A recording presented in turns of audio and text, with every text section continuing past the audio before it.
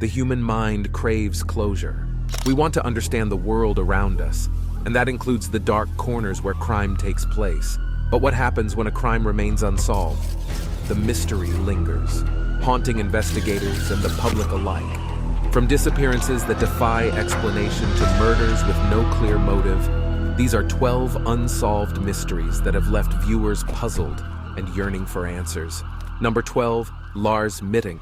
Sunshine, sand, and laughter. These were the ingredients for what should have been a carefree summer vacation for Lars Mitten and his friends in Bulgaria back in June 2014. But amidst the revelry, a dark cloud began to gather, shrouding their trip in a chilling mystery that remains unsolved to this day. One night, while enjoying drinks at a bar, a seemingly harmless debate about soccer took a dark turn. Lars, a dedicated fan of SV Werder Bremen, found himself in a heated argument with 4 Bayern Munich supporters. Words flew. Tensions rose, and eventually, the disagreement spilled outside. Lars, feeling outnumbered, left the bar ahead of his friends. When he finally returned to the resort, Lars bore the marks of a brutal encounter. His jaw was throbbing in pain, and he had suffered a ruptured eardrum. Stories about what happened diverged. Some friends claimed Lars had been attacked by the same group from the bar, while others speculated they hired a local to do the dirty work. Seeking medical attention, Lars visited a local doctor who prescribed him antibiotics to prevent his wounds from getting infected. The doctor, concerned about his injuries, advised Lars to stay in Bulgaria while his friends returned home. Despite his friends offering to delay their departure until he recovered, Lars insisted on staying in Bulgaria and booked a flight for later. He checked into a hotel near the airport, where his behavior took a concerning turn. Security cameras captured unsettling footage of Lars acting erratically. He would disappear into the elevator for long stretches, leave the building at midnight, and return hours later, all while looking visibly agitated. Adding to the worry, Lars made a phone call to his mother. He spoke to her in a hushed voice, claiming people were trying to harm him. He whispered about potential robbery or even threats to his life. He also sent her frantic texts, inquiring about his prescribed medication and urging her to block his credit cards. On July 8,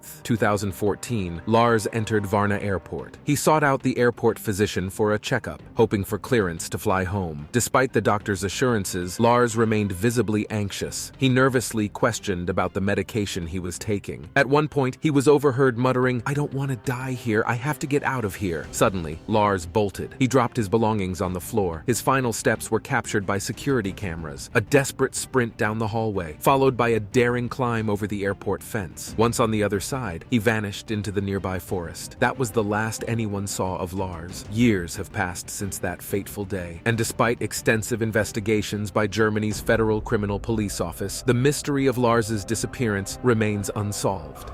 Number 11.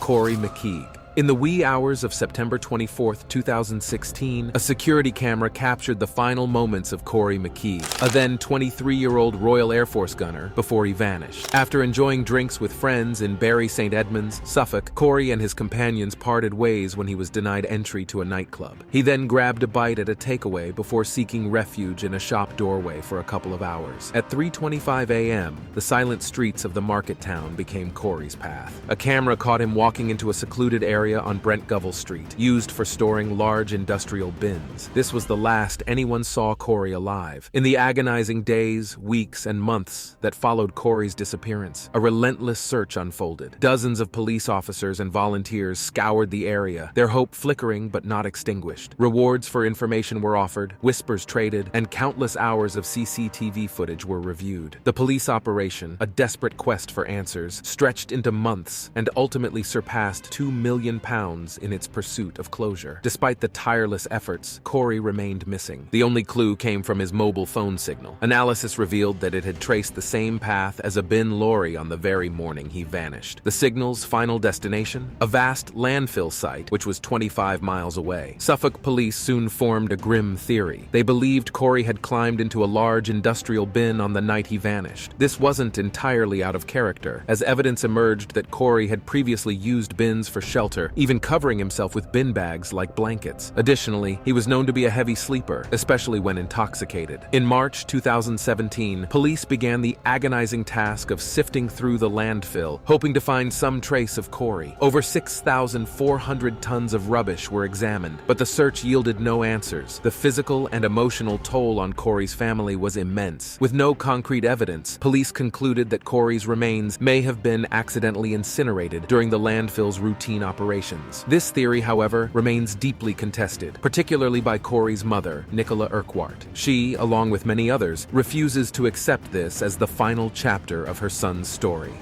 Number 10. Henry McCabe.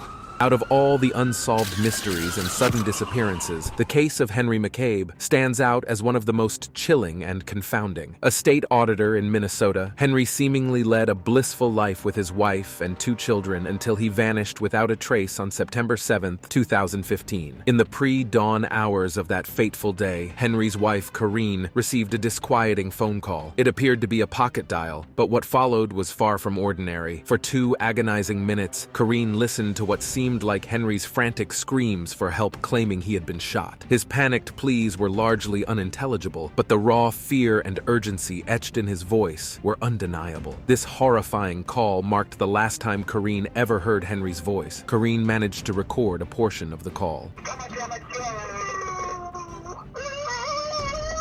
The next day, she filed a missing persons report, and a desperate search for her husband was launched. According to witnesses, before Henry McCabe went missing, he had enjoyed a night out with friends at a local Minnesota club. According to reports, he had spent the entire day with his friend, William Kennedy, and got dropped off at a gas station after the festivities ended. The troubling voicemail was received afterwards by his wife around 2:28 a.m. Henry McCabe was gone. Like a ghost disappearing into thin air, he vanished without a trace after the unsettling phone call. No bank activity, no work communication, no phone calls. He had seemingly evaporated from existence. A massive search and rescue operation was launched as the area for any sign of Henry. But weeks bled into months, and hope dwindled with each passing day. Finally, on November 2nd, 2015, a kayaker made a grim discovery. Henry McCabe's body was found in a lake 6 miles away from the gas station where his friend had dropped him off. The mystery deepened with the discovery of Henry's body. Contrary to the chilling screams and mention of gunshots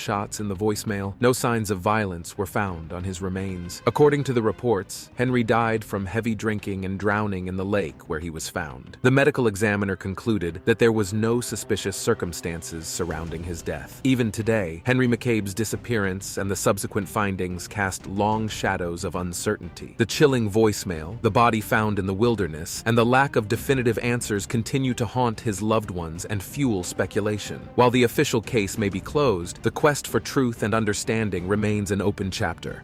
Number 9. Brian Schaffer. As a second-year medical student at Ohio State University, 27-year-old Brian Schaffer had a future brimming with potential. However, on April 1, 2006, that future took a chilling turn. A seemingly ordinary night out celebrating spring break with friends became a night of shadows and unanswered questions. It all started on March 31, 2006. Seeking a break after the stress of spring exams, Brian and his roommate, Clint Florence, headed to the bustling Ugly Tuna Saloon bar in Columbus's lively University District. They were ready to unwind and enjoy a night of fun. Around 10 p.m., Brian called his girlfriend, Alexis. He wanted to confirm their plans and tell her that he loved her. Alexis was on her way to see her parents, but they planned to reunite Monday morning. After shots and beers at the Ugly Tuna, Brian and Clint continued their night, strolling through the lively Arena District and Short North. There, they met Meredith, Clint's friend, who offered to drive them back to the Ugly Tuna. Security footage captured their arrival at the bar's second-story entrance at 1:15 a.m. But strangely, Brian reappeared outside sometime before 2 a.m. where he was captured chatting with 2 young women. He then headed back towards the bar, but was never seen leaving again. Florence and Reed tried reaching Brian on his phone, but their calls went straight to voicemail. Concerned, they decided to head home when the bar closed. The weekend unfolded with mounting worry as calls from both Brian's father, Randy, and his girlfriend, Alexis, remained unanswered. Finally, on Monday morning, Brian missed a scheduled flight, and this solidified the chilling shocking reality. He was missing. The next few days were a flurry of activity. Up to 50 police officers combed the area, hoping for any sign of Brian. His friends and family were questioned extensively, each submitting to polygraph tests to rule out any involvement. Notably, Brian's roommate, William Florence, declined to take the polygraph. This decision, coupled with their close proximity on the night of Brian's disappearance, naturally led some to question his role in the events. Theories began to swirl, with some believing Brian might have met a tragic end, while others speculated he'd chosen to disappear and start a new life under a different identity. Despite these speculations, Brian's family remained adamant that there was no reason for him to vanish intentionally. To this day, Brian remains a missing person. Number 8. Brandon Lawson. This next case revolves around Brandon Lawson, a dedicated father who had a passion for fishing and camping alongside his demanding job at Renegade Well Services. Despite overcoming a history of substance abuse and maintaining sobriety for 6 months, Brandon's life took a mysterious turn. On the evening of August 8th, 2013, the 26-year-old Brandon returned home in San Angelo, Texas. But instead of a warm welcome, a heated argument erupted with his wife Ladessa. As Ladessa would later explain, the tension stemmed from Brandon's extensive work hours and the challenges of caring for their 3 young children. Adding to the strain was Brandon's absence the night before, raising Ladessa's concerns about a potential relapse into drug abuse. Brandon and Ladessa had a strategy for handling disagreements. When tensions rose, they would retreat to separate rooms or leave the home, allowing time to cool off before revisiting the issue. Shortly after the fight with his wife, Brandon left his house in his truck just before midnight. At 12:30 a.m., he called his brother Kyle, claiming he had run out of gas and was being pursued by 3 men, whom he later described as Mexicans in the neighborhood. Concerned about Brandon's involvement with drugs, Kyle feared his brother might be hallucinating. Accompanied by his wife and 4-year-old son, Kyle drove to Brandon's house to collect a gas can. The brothers exchanged multiple calls, with Brandon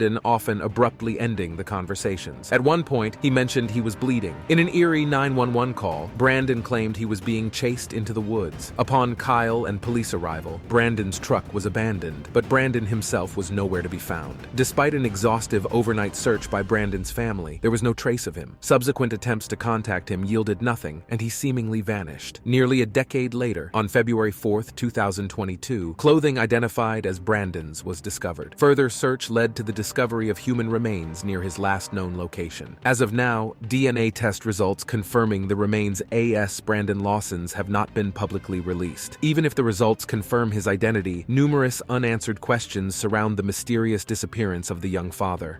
Number 7. Kenny Veach.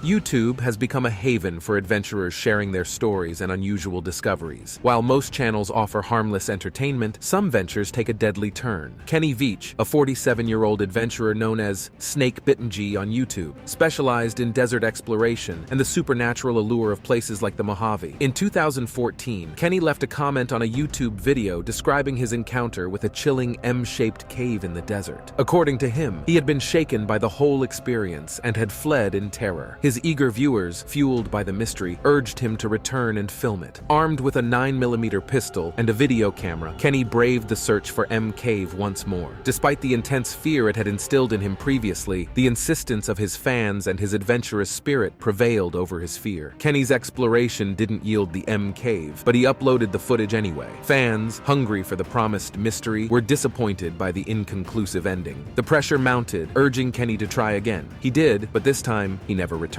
Searchers discovered his phone outside the same mine shaft featured in his previous video. Despite this promising lead, no further traces were found, leaving both searchers and YouTube fans puzzled by Kenny's apparent disappearance. A woman claiming to be Kenny's girlfriend later commented on his initial Mcave hike video, expressing her belief that Veach had taken his own life and deliberately left his phone behind to avoid being tracked. Despite the passing years, Kenny's body remains unrecovered, adding to the mystery surrounding his disappearance.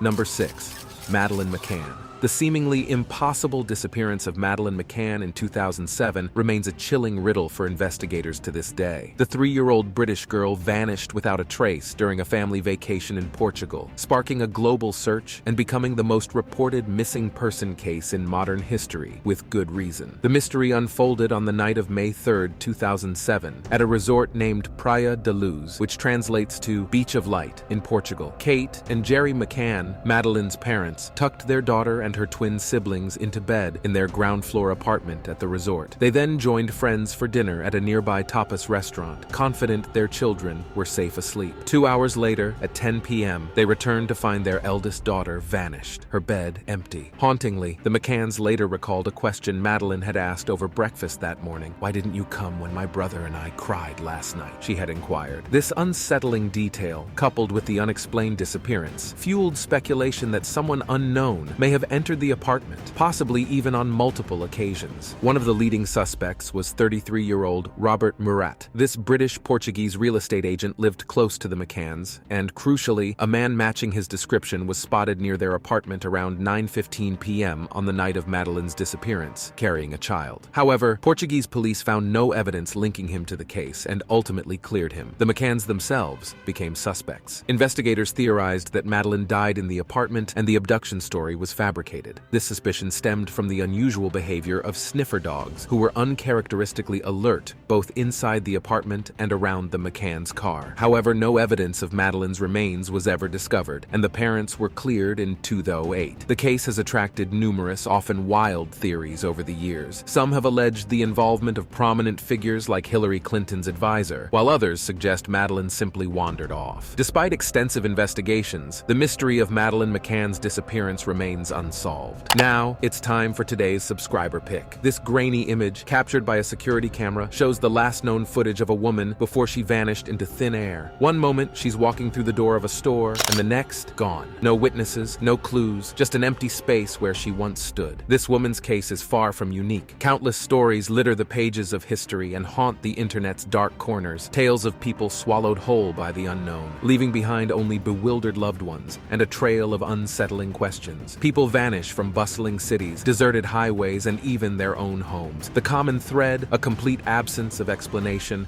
a chilling void where answers should be. So what happens to these vanished souls? Are they victims of foul play, swept away by hidden natural forces, or lured into some otherworldly dimension? Share your theories and fears in the comments below.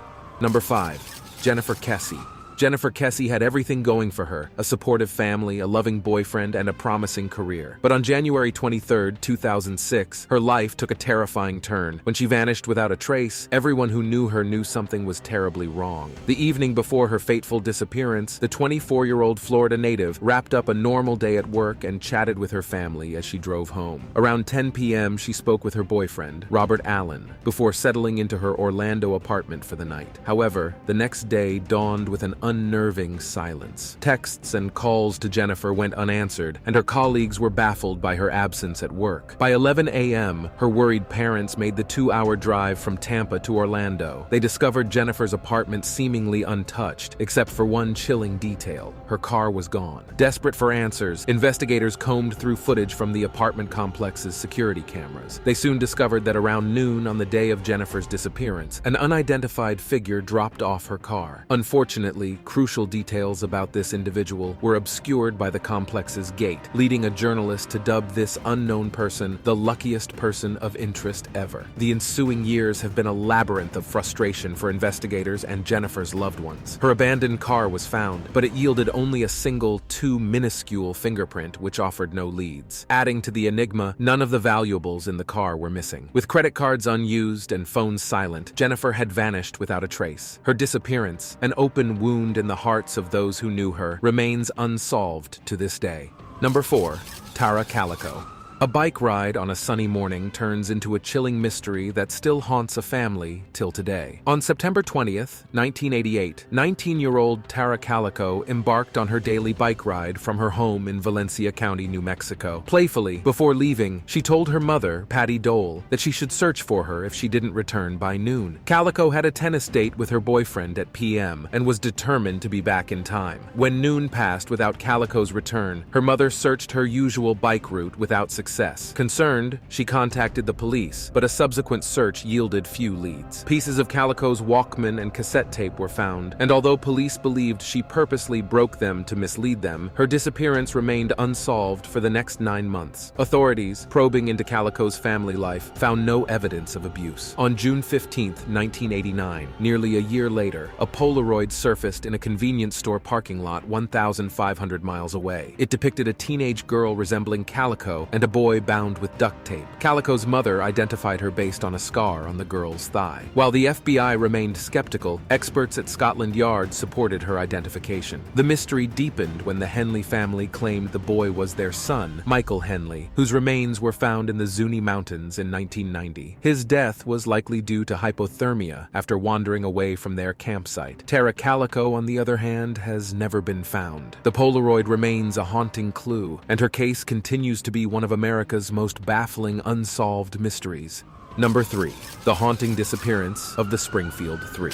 This next case is particularly distressing because it involves the disappearance of 3 young women. On June 7, 1992, 19-year-old Susie Streeter, her 47-year-old mother Cheryl Levitt, and 18-year-old friend Stacy McCall disappeared from their Springfield, Missouri home. Just the day before, Susie and Stacy had celebrated their high school graduation, their smiles captured in photos that would become heartbreaking reminders of their last known moments. No one, not in Springfield nor anywhere in Webster County, ever reported seeing them again. Despite investigations by the Missouri State Highway Patrol, Springfield Police Department, FBI, and other agencies, no promising leads emerged. A 40-acre search across the county in 1993 yielded nothing. Then, in 1996, a glimmer of hope emerged. During a prison interview, convicted murderer Robert Craig Sox made a chilling claim. He was in Springfield on the day the women disappeared. Though his story raised eyebrows, no concrete evidence linked him to the case, and no charges were ever filed. Years passed, marked by false leads and dashed hopes. In 2002, 2 women reported suspicious men at a Webster County concrete company. A search found human remains, but they were too old to be linked to the 3 women. In the following year, blood was discovered at a farm in Cassville, yet the evidence held no answers to the women's fate. Despite nearly 3 decades passing, Stacy McCall's mother remains determined to find her daughter. Regrettably, the Springfield Police Department has long abandoned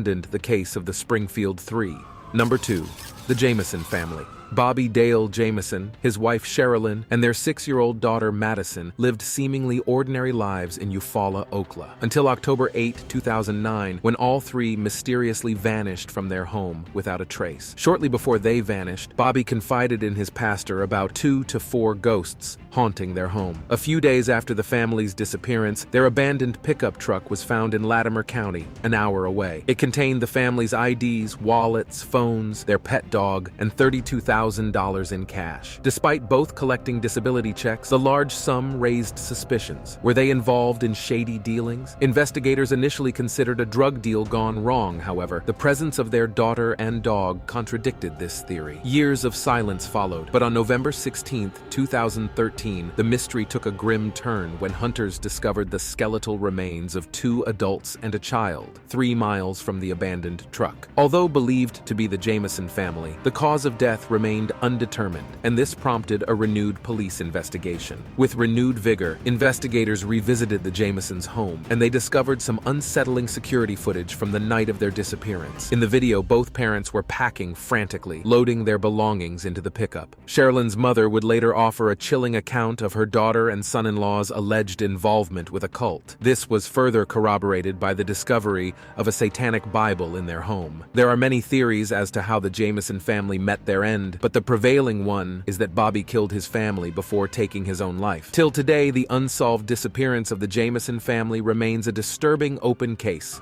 Number 1. Amy Lynn Bradley. Lastly on our list is a case that unfolds like a cinematic plot. On March 21, 1988, the Bradley family, Ron and Iva, along with their children, Amy and Brad, set sail on the Rhapsody of the Seas from Puerto Rico, bound for Aruba and Curaçao in the Netherlands Antilles. The first leg of the journey was smooth sailing, anticipation building for their arrival in Curaçao. On the evening of March 23rd, eager to let loose, Amy and Brad joined a party at the ship's club. Brad recalled his sister staying behind to chat with a band member while he left the party at 1 a.m. Tragically, he never saw his sister again. Hours later, around 5:30 a.m., Ron Bradley spotted his daughter on their family stateroom deck. Everything seemed normal, but when he looked again 30 minutes later, she was gone. Frantic, Ron checked her room, finding it empty except for her cigarettes and a lighter. She had not even taken her sandals. After alerting onboard authorities, the family received assistance in searching the ship upon its arrival in Curaçao. The easiest explanation, that she accidentally fell overboard, seemed improbable. improbable. Amy was a strong swimmer and trained lifeguard, and the ship was close to shore. Brad's suspicions turned towards the crew. He noted the ship's official refusal to keep the ship at sea, potentially preventing Amy's abductors from escaping. Additionally, they refused to page her over the intercom, raising further suspicion. Brad even recalled the nightclub crew giving Amy special attention. All of these fueled the family's fears of human trafficking. These suspicions weren't unfounded. Subsequent reports surfaced of Amy being spotted in Curacao. In August 1998, someone claimed to see a woman with matching tattoos. A year later, a Navy sailor visiting a local brothel reported meeting a prostitute who identified herself as Amy. According to him, she had claimed that she wasn't allowed to leave the brothel. The most chilling clue arrived in 2005. The Bradleys received an email with a photo of a woman resembling Amy, lying bound on a bed in her underwear. While the investigation remains open, no concrete leads have emerged since. Thank you for watching this video. See you in the next one.